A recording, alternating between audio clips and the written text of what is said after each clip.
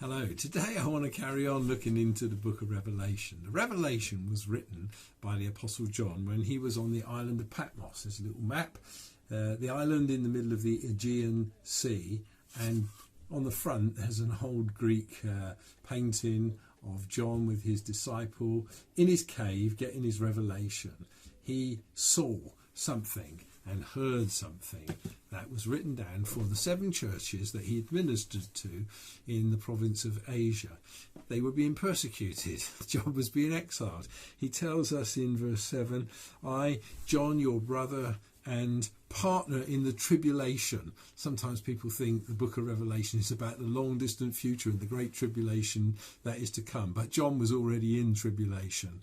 He was already in prison. He was already experiencing patient endurance on the Isle of Patmos on account of the word of God and the testimony of Jesus. But the revelation and the word of God that got him into trouble would also bring great hope, because while he was there he heard a voice like a trumpet, a blast, something that captured his attention. And when he looked round, John, who had rested on the side of Jesus, was suddenly overwhelmed by the vision that he had. He says, I turned to see the voice and saw 7 golden lampstands. In the midst of the lampstands, one like a son of man, clothed with a long robe and a golden sash across his chest.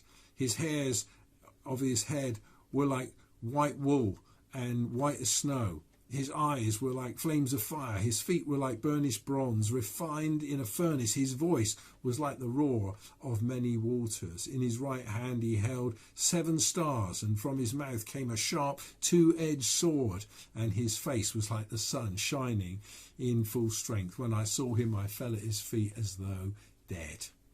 Wow, that's an overwhelming, majestic vision of Jesus. Jesus in his purity, the white, in his majesty, and the sound of many waters, like the crashing of the sea against the rocks, just overwhelmed him. The glory of God made manifest. You notice, just in passing, he has a 2-edged sword that comes from his mouth. The weapons that Jesus uses is his word. And the word which John both had been preaching and now would receive and would transfer to the people in the churches that he was working with would be a source of great encouragement. It wasn't just what he saw, it was what he heard.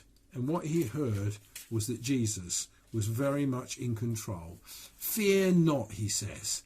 I am the first and the last. There's no one before him, there's no one after him. I am the living one. I died, and behold, I am alive forevermore, and I hold the keys of death and Hades. He's alive. He's in control. Nothing can stop him. Life, death, persecution, trouble. Jesus has overcome everything, and in him we also will overcome everything. So he says, write the things that you have seen, those that are and those that are to take place after this.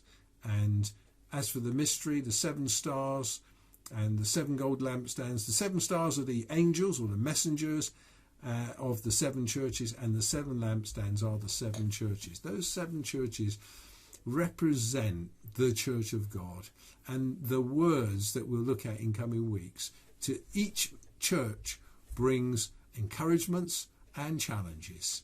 God is at work behind the scenes.